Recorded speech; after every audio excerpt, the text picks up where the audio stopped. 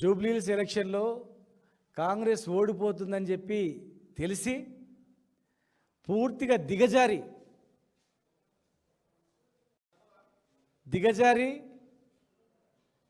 ఒక నీతిమాలిన రాజకీయాలు చేస్తూ ఉంది. ఎప్పుడో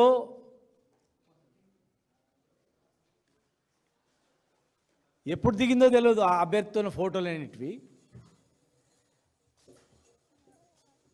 ఎప్పుడు ఫోటోలు దిగిందో తెలియదు, ఎప్పుడు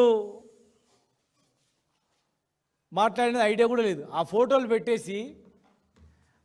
పెట్టేసి శ్రీనివాస్ గౌడ్ నవీన్ కుమార్కు మద్దతు తెలుపుతున్నాడని చెప్పి వాళ్ళే స్టేట్మెంట్లు పాత ఫోటో పెట్టి ప్రచారం చేస్తున్నారు. కాంగ్రెస్ పార్టీ ఫేస్బుక్లో కాంగ్రెస్ పార్టీ అకౌంట్లో పెట్టి ప్రచారం చేస్తూ ఉన్నారు. సిగ్గుశరం ఉంటే ఎవడా పని చేయడు. ఇవన్నీ ఫాల్తు గెలవలేమని చెప్పి కాంగ్రెస్ పార్టీ ఈ ఫాల్తు రాజకీయం చేస్తుంది. ఫాల్తుగాలు అయితే తెలంగాణ ఫాల్తుగాలు చేసే పని ఇవన్నీ కూడా. ఫాల్తు మాటలు చెప్పి అధికారంలోకి వచ్చిండ్రు, ఫాల్తు మాటలు చెప్పి చేతగాక అధికారం ప్రభుత్వాన్ని నడిపే చేతగాక గాలికి వదిలేసి కేసీఆర్ గారి మీద కొన్ని ఇట్లనే చేశారు. సంబంధం లేని అన్ని అంటగట్టి కేటీఆర్ గారి మీద అసత్య ప్రచారాలు చేసారు. తెలిసిపోయింది ఏం లేదని. నెల ఒకటి. ఇప్పుడు ఎలక్షన్లలో అదే పని. ఎలక్షన్లలో సిగ్గుంటే ఎవడు కూడా ఇమ్మీడియట్గా తీసేయాలి. ఎవరిని వదిలిపెట్టాం బిడ్డ. శ్రీనివాస్ గౌడ్ అనే వ్యక్తి ఉద్యమంలో కేసీఆర్ గారు ఎమ్మడున్నాడు. తర్వాత పార్టీలో జాయిన్ అయిన ఒక నిజాయితీ నిబద్ధత గల కార్యకర్తగా, ఎమ్మెల్యేగా, మంత్రిగా ఒక మచ్చ లేకుండా పనిచేసిన నేను. ఆ పార్టీలో ఈ పార్టీ నుంచి అటు తిరిగి వచ్చినని కాదు, ఉద్యమం నుంచి వచ్చిన బిడ్డను. మా నాన్న ఉద్యమకారుడు, తుపాకీ దెబ్బలు తగిలినాయి. నేను అదే స్ఫూర్తితో తెలంగాణ రాష్ట్రం గురించి ప్రాణాలు అర్పించడానికి సిద్ధమై నా ఉద్యోగాన్ని అక్కడ పక్కకు పడేసి జైలుకొని కమిషనర్గా ఉండి జైలుకొని వ్యక్తిని నేను. మా క్యారెక్టర్ని దెబ్బతీస్తారా?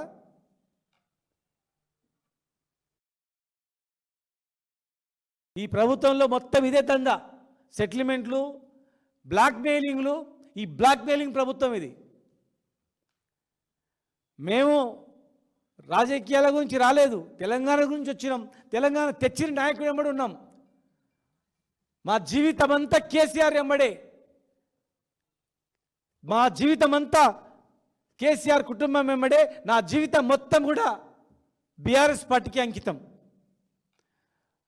ఎవడో ఫాల్తు న్యూస్ పెట్టిండు, ఎవడో లుచ్చగాడు ఫాల్తు న్యూస్ పెట్టిండు. ఒకరి క్యారెక్టర్తో ఎప్పుడు కూడా చిలగాటం ఆడదు, గుర్తుపెట్టుకోండి. ఎవడ కానీ మీ పార్టీలు నడపడానికి చేత కాకపోతే తప్పుకోండి, ఇంకోడనవుతాడు. ప్రభుత్వాలు నడపడానికి చేత కాకపోతే వదిలిపెట్టండి. గెలవడానికి చేత కాకపోతే వెళ్ళిపోండి. గివే 60 ఇటువంటి లుచ్చదందనా, ఇటువంటి లుచ్చ మాటలా? ఎవడు పెట్టిండో వాడిని తీస్తాం, నడి బజార్నో చెప్పులతో కొట్టిపిస్తాం. శ్రీనివాస్ గౌడ్ అనే వ్యక్తి ప్రాణం ఉన్నంత వరకు కేసీఆర్ గారు వెంబడే, బీఆర్ఎస్ పార్టీ వెంబడి ఉంటుంది తప్ప ఈ పార్టీలో ఆ పార్టీలో ఆయారాం గాయరాంలో వచ్చిపోయింది అట్లా కాదు ఇది బిడ్డ.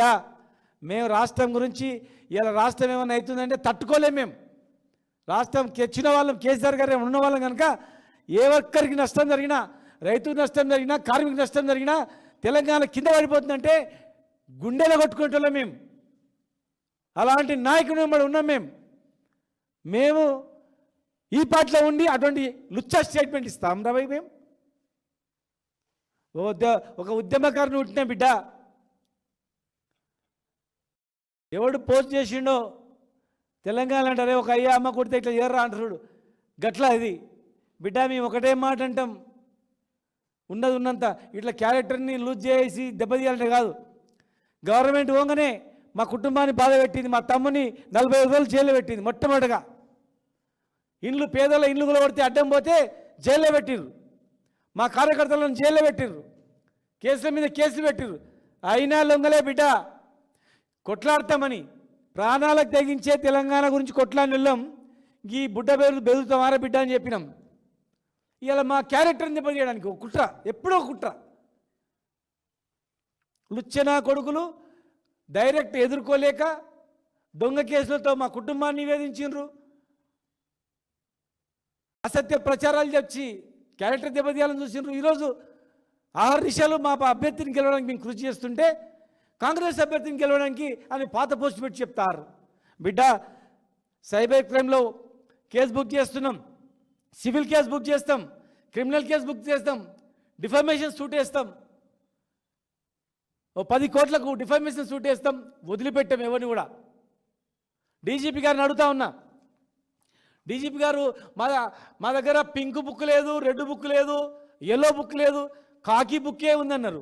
ఇంకో మాట అన్నారు, ఎవరైనా వ్యక్తిత్వ హననం చేస్తే వాళ్ళని వదిలిపెట్టానన్నారు. మరి ఇది కాదా? అంటే ఓన్లీ కాంగ్రెస్ వాళ్ళనే మీరు కాపాడతారా? సోషల్ మీడియాలో ఇష్టం వచ్చినట్లు పెట్టినా, వ్యక్తిత్వ హననం చేసినా ఒక్కరిని కూడా వదిలిపెట్టారు. మరి ఈరోజు ఒక పిల్ల ఇటుక ఇట్లా పెరుచుకుంటా కన్న కష్టాలు పడి మేము రాష్ట్రాన్ని తెచ్చుకొని కేసీఆర్ గారి నాయకత్వంలో ఇవాళ మేము ఒక స్థాయికి వచ్చి కష్టపడుతుంటే ఓర్వలేక నువ్వు దన్నుని తన్నాలని చూస్తే పోతే అదరా బిడ్డ, నీ కాలు దిగిపోతారా కొడక. మమ్మల్ని ముట్టుకుంటే మాకు కూడా ఎవరో వస్తుందిరా. ఎవడు ఇలాంటి అసత్య ప్రచారం చేస్తూ వెంటాడి కొడుకులారా మిమ్మల్ని వదిలిపెట్టాం. శ్రీనివాస్ గౌడ్ అనే వ్యక్తి డబుల్ గేమ్ ఆడాడురా. ధైర్యంగా ముందు మాట్లాడతాడు, కొట్లాడతాడు, చెప్తాడు. చాలామంది రాజకీయంలో ఉన్నోళ్ళు పొద్దుగాల మాట్లాడి సాయంత్రం పోవచ్చు, సాయంత్రం మాట్లాడి పొద్దుగాల రావచ్చు. మాది అటువంటి నేచర్ కాదు బిడ్డ.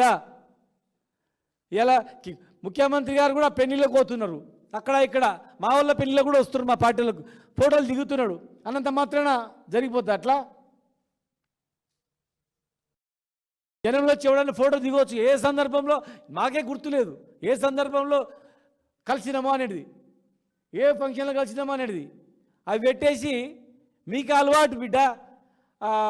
రేప్ కేసులు, డకాయిట్లు వాళ్ళని పక్కన పెట్టుకొని అత్యాచారం చేసిన వాళ్ళని, లేకపోతే సెటిల్మెంట్ చేసిన వాళ్ళని, అట్లాంటి మీ పార్టీలో ఎవరికైనా అలవాటు ఉంటాయేమో అబద్ధాలతో నడిపించేది. మేము అట్లేదు.